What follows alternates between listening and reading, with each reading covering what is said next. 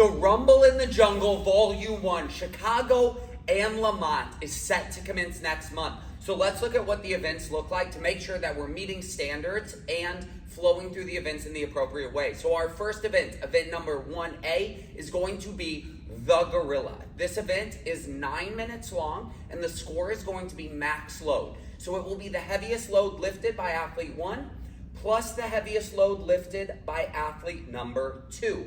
Women's weights will be multiplied by 1.5. So if a woman's highest lift over the 9 minutes is 100 pounds, that will equate to 150 pounds towards the total score.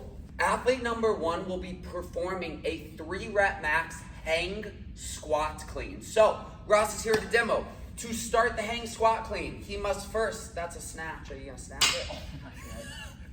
To start the hang squat clean, he will first start by deadlifting the bar up. He must establish a full hang position with everything locked out before going into the rep.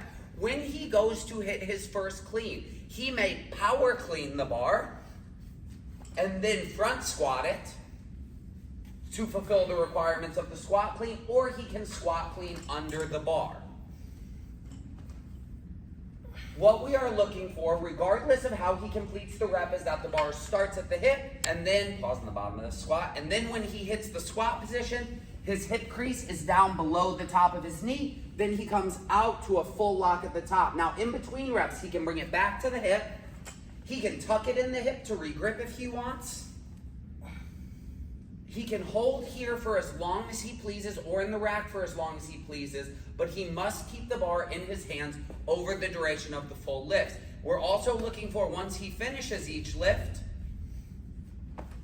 he stands the bar all the way up, he has his knees locked out, his hips locked out, and the bar is in the front rack position before bringing it down to begin the next lift. It will be 3 total reps for highest load. You may take as many attempts over the 9 minutes as you want, as long as only one athlete is lifting at a time. Athletes must declare their weight to their judge prior to starting the lift.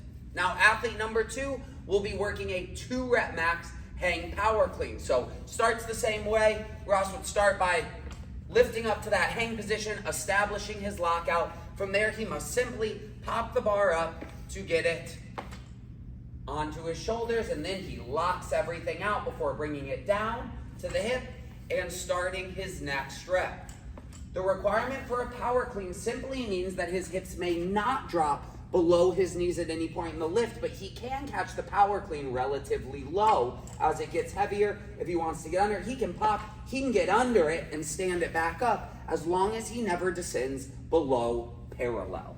In order for the lift to count, it must have just started before the 9-minute clock expires. So if Ross lifts the bar up, he does not have to have completed all of his cleans by the 9-minute mark. As long as the lift has begun, he will be allowed to continue, if he so chooses, beyond the 9-minute clock.